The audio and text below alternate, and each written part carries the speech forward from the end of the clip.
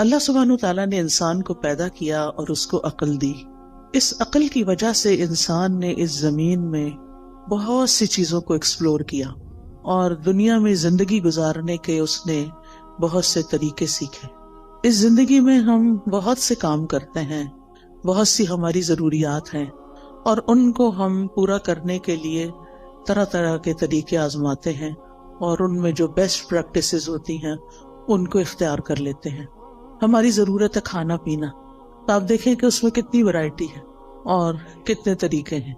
اور اب جو کہ دنیا سمٹ گئی ہے ٹیکنالوجی کی وجہ سے، تو لوگوں نے ایک دوسرے سے بھی بہت کچھ سیکھا، مشرق نے مغرب سے، مغرب نے مشرق سے.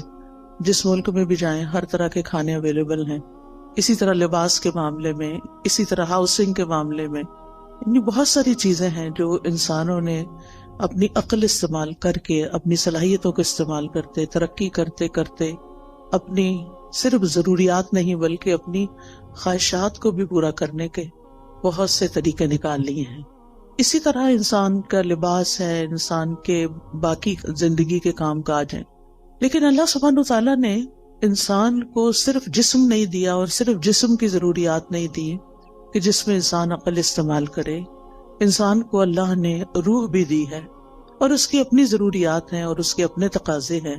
لیکن روح کی ضروریات پوری کرنے کے لیے اللہ سبحانہ تعالیٰ نے انسان کو صرف عقل کے حوالے نہیں کیا کہ وہ اپنی عقل سے سوچے کہ اس کو کیا کرنا چاہیے اور کیا نہیں کرنا چاہیے. پھر یہ بات بھی ہے کہ انسان اس دنیا میں اکیلا نہیں ہے. ہم کہیں بھی کسی آئی لینڈ پہ جا کے نہیں رہ سکتے، ہمیں انسانوں کے ساتھ رہنے کی ضرورت ہوتی ہے. پھر ان انسانوں کے ساتھ کیسے معاملہ کرنا چاہیے، ان کو ہم کیسے خوش رکھ سکتے ہیں، وہ ہمیں کیسے خوش رکھ سکتے ہیں. ہماری ان تمام ضروریات کو پورا کرنے کے لیے، یعنی ہماری روح کی ضروریات، ہماری انسانوں کے ساتھ معاملہ کرنے کی ضروریات، اور اسی طرح دیگر کچھ اور ضروریات بھی ایسی ہیں کہ جن کو انسان صرف اپنی عقل کی بنا پہ پورا نہیں کر سکتا. اس کے لیے اللہ سبحانہ تعالیٰ نے رسول بھیجے، ان پر کتابیں بھیجی. رسولوں نے انسانوں کو جینے کا ڈھنگ سکھایا، اچھے برے کا فرق بتایا، عقل کی رہنمائی کی، اور انسانوں کو خوشگوار زندگی بسر کرنے کا طریقہ سکھایا. عام طور پر انسان کی غلط فہمی رہی ہے، اور وہ یہ سمجھتا رہا ہے کہ اگر اس کی خواہشات پوری ہو جائیں گی تو اس کو ایک خوشگوار زندگی مل جائے گی، تو خوش ہو جائے گا. اسی لیے ہم دیکھتے ہیں کہ ہم اپنی خواہشات کی تکمیل میں بھاگ دوڑ کرتے ہیں، لیکن کچھ ہی عرصے کے بعد ہمیں پتہ چلتا ہے کہ جو کچھ ہم زندگی میں چاہتے تھے وہ سب کچھ تو مل گیا، پر دل اب بھی خوش کیوں نہیں؟ تو کس چیز کی کمی ہے؟ وہ اندر ایک ویکیوم سا کیوں ہے، ایک خلا کیوں ہے، ایک اداسی سی کیوں ہے، ایک بے اطمینانی اور بے سکونی سی کیوں ہے؟ وہ کیسے دور ہوگی؟ اس کے لیے انسانوں نے اپنے اپنے طریقے ایجاد کیے اور اپنے طریقوں سے اس ضرورت کو پورا کرنے کی کوشش کی، لیکن ناکام رہا. ہاں، اللہ کے وہ سمجھدار بندے جنہوں نے پیغمبروں کی بات کو مان لیا اور اس کے مطابق اپنی زندگی کو ڈھال لیا اور اللہ سبحانہ تعالیٰ کو پہچان لیا اور اس کے بندے بن کے رہے، تو انہوں نے اپنی زندگی کو بھی خوشگوار بنا لیا. اور پھر انہوں نے یہ جان لیا کہ زندگی صرف یہ نہیں ہے، یہ تو ایک امتحان کے لیے، زندگی تو اس کے بعد شروع ہوگی. لہٰذا انہوں نے اس زمین پر وہ کام کیے کہ جس سے ان کی دنیا بھی سنورے اور عاقبت بھی سنورے. بہرحال آج میں کچھ وہ باتیں آپ سے کروں گی کہ جس سے آپ کو اس دنیا میں اچھی سی زندگی بسر کرنے کے کچھ اصول، کچھ ضابطے ہاتھ آئیں، تاکہ ہم یہاں بھی سکون سے زندگی بسر کر سکیں، اور بحیثیت مسلمان چونکہ ہمارا ایمان ہے کہ مرنے کے بعد ہم دوبارہ اٹھائے جائیں گے. جیسے اللہ تعالیٰ نے پہلی دفعہ پیدا کیا، اس کے لیے کچھ مشکل نہیں کہ وہ ہمیں دوبارہ بھی پیدا کر دے. یعنی دوبارہ کی زندگی کا ثبوت کیا ہے؟ پہلی دفعہ پیدا ہونا. یہ زندگی دلیل ہے اس بات پر کہ مرنے کے بعد ایک اور زندگی بھی ہو سکتی ہے، اور ہم سب دوبارہ اٹھائے جائیں گے. اور جب اٹھائے جائیں گے پھر اللہ تعالیٰ کے حضور پیش کیے جائیں گے، اور پھر ہمارے اعمال تولے جائیں گے، اور پھر اس کے مطابق ہمارا ٹھکانہ بنے گا. کچھ لوگ جنت میں جائیں گے، کچھ جہنم میں جائیں گے. جنت میں جانے والوں کے بھی درجات ہیں اور جہنم میں جانے والوں کے بھی درکات ہیں. عربی زبان میں درجہ کہتے ہیں جو اوپر کو چیز جاتی ہے، اور درک کہتے ہیں جو نیچے کو جاتی ہے۔ ان المنافقین فی الدرک الاسفل، یعنی سب سے نچلے گڑھے میں منافق ہوں گے۔ تو کچھ لوگ جنت میں جو جائیں گے، جنت میں بھی ان کے درجات ہوں گے۔ جنت کے بارے میں ایک روایت میں آتا ہے کہ اس کے 100 درجے، کچھ لوگ پہلے درجے پہ ہوں گے، کچھ 20ویں پہ ہوں گے، کچھ 30ویں پہ، اور کچھ آخری جنت الفردوس میں ہوں گے۔ اور یہ درجات کس بنا پر ہوں گے؟ قرآن مجید میں آتا ہے لِكُلٍّ دَرَجَاتٌ مِّمَّا عَمِلُوا، ہر ایک کے درجات ہیں اس کے مطابق جو انہوں نے عمل کیے، یعنی جیسے عمل ہوں گے، جتنے عمل ہوں گے، اس کے مطابق درجہ ملے گا۔ دنیا میں بھی انسان جیسے جتنی کمائی کرتا ہے، محنت کرتا ہے، کام کرتا ہے، اتنا مال اکٹھا کر لیتا ہے۔ عمل کا بھی یہی حال ہے، جتنا انسان عمل کرتا ہے، کوشش کرتا ہے، اور اس کے مطابق پھر آخرت کے درجات کما لیتا ہے۔ اب یہ ہماری اپنی چوائس ہے کہ ہم اپنے لیے کیا چاہتے ہیں۔ بہرحال خوشگوار زندگی بسر کرنے کا پہلا اصول یہی ہے جو قرآن نے ہمیں دیا ہے کہ انسان عمل صالح پر، نیک کاموں پر، خیر کے کاموں پر توجہ کرے اور ان کو بجا لانے کی کوشش کرے۔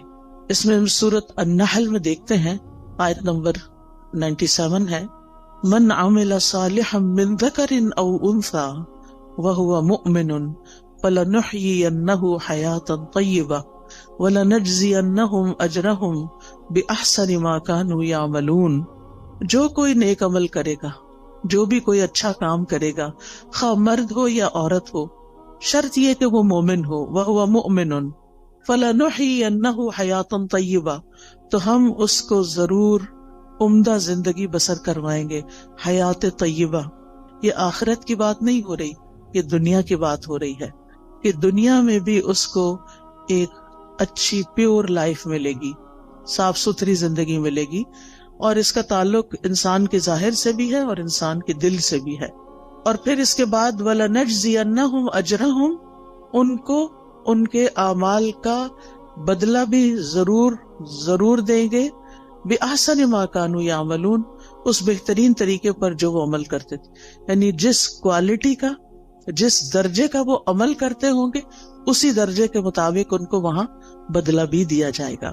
اس لیے ہمارا فوکس اس بات پر ہونا چاہیے کہ ہم اپنی زندگی میں نیک اعمال کی طرف متوجہ ہوں، لیکن نیک اعمال سے پہلے ایمان ضروری ہوتا ہے، یعنی ہمیں اپنے ایمان پر کام کرنے کی ضرورت ہے۔ وہ مؤمن شرط ہے، اگر ایمان نہیں ہے تو آپ دیکھیں اچھے کام تو دنیا میں ہر کوئی کم کوئی زیادہ اچھے کام کرتا ہے، بلکہ بہت سے نان مسلم ایسے ہیں جو شاید مسلمانوں سے بھی زیادہ اچھے کام کر رہے ہوں، انسانیت کی بھلائی کے کام کر رہے ہوں، لیکن وہ فائدہ نہیں دیتے جب تک کہ وہ اللہ کے لیے نہ کیے جائیں اور اللہ پر ایمان لا کر نہ کیے جائیں۔ ایون مسلمان بھی اگر کوئی اچھا کام کرتا ہے لیکن اللہ کے لیے نہیں کرتا تو اس کا فائدہ نہیں ہوتا اس کو۔ اگر وہ اپنا کام دکھاوے کے لیے کر رہا ہے، دوسروں کو خوش کرنے کے لیے کر رہا ہے، تو اس کا وہ فائدہ نہ ہوگا۔ لہذا پہلا کام کیا کرنا ہے ہمیں کہ ہمیں اپنے ایمان پر کام کرنا ہے۔ ہمیں دیکھنا ہے کہ ہمارا ایمان کس کس چیز سے بڑھتا ہے اور کس کس چیز سے بڑھے گا۔ لہذا بہت ضروری ہے کہ ہم وہ کام کریں جس سے ہمارا ایمان بڑھے۔ اس میں آپ دیکھیں کہ ہم میں سے ہر شخص اپنے دل کی کیفیت کو تو سمجھتا ہے، ہم میں سے ہر ایک کو پتا ہے کہ کس کام کے بعد میری اندر کی فیلنگز اچھی ہو جاتی ہیں، میری اللہ سے محبت بڑھ جاتی ہے، مجھے لوگوں سے کوئی شکوے شکایت نہیں رہتے، مجھے صبر کرنا آ جاتا ہے، مجھے شکر کرنا آ جاتا ہے، مجھے لوگوں کے رویوں سے بے نیازی آ جاتی ہے، دنیا کے غم ہلکے ہونے لگتے ہیں۔ وہ کون سی چیز ہے؟ اس راز کو پائیں۔ جس نے اس راز کو پا لیا وہ کامیاب ہو گیا، کیونکہ بہت سے لوگ بھٹکتے رہتے ہیں اندھیروں میں، سب کچھ جاننے کے باوجود بھی ان کو یہ نہیں پتا چلتا کہ ان کے دل کا چین، سکون، اطمینان، خوشی کس چیز میں ہے۔ سب کچھ ہوتے ہوئے بھی وہ پریشان کیوں رہتے ہیں، سب کچھ ہوتے ہوئے بھی کسی چیز کی کمی کا احساس کیوں رہتا ہے۔ لہٰذا ہم میں سے ہر ایک کو مختلف چیزیں ٹرائی کرنی چاہیے۔ تجربہ کرنا چاہیے. وہ کون سی بات ہے، وہ کون سا کلام ہے، وہ کون سی مجلس ہے، وہ کون سا انسان ہے، وہ کون سی محنت اور کوشش ہے کہ جس کے بعد مجھے ایک سیٹسفیکشن نصیب ہوتی ہے. اور جس چیز کے بعد آپ کو ملے اس چیز کو پھر دوبارہ دہرانا چاہیے. وہ قرآن مجید کا پڑھنا بھی ہو سکتا ہے، وہ اللہ کا ذکر بھی ہو سکتا ہے، وہ بندوں کی خدمت بھی ہو سکتی ہے. اگر یہ سارے کام اللہ کی خاطر ہو رہے ہوں، کسی کو دکھانے کے لیے نہ ہو رہے ہوں، وہ صدقہ خیرات بھی ہو سکتا ہے. نبی صلی اللہ علیہ وسلم نے فرمایا کہ تم آگ سے بچو خواہ کھجور کا ایک ٹکڑا، یعنی پوری کھجور بھی نہیں، بشق تمرہ. شق کہتے ہیں یعنی اگر جب اس کو دو حصوں میں توڑا جائے تو وہ ہر دو حصہ شق جانب، یعنی اس کا ایک پیس جو ہے کھجور کا ایک پیس، اندر تو گٹلی ہوتی.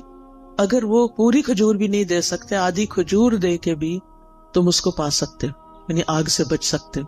تو ایسا ضرور کرو.